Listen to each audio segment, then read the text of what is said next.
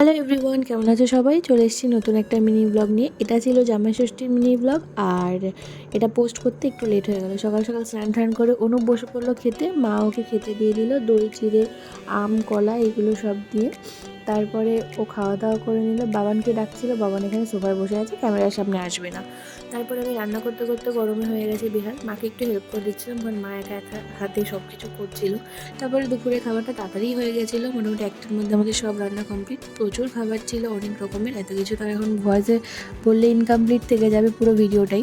তো যাই হোক, তারপরে মা অনুপকে আশীর্বাদ করে দিল আর বাবানকেও আশীর্বাদ করে দিল। বাবান এবার লক্ষ্মী ছেলের মতো একদম ওর বাবার পাশে বসেছিল।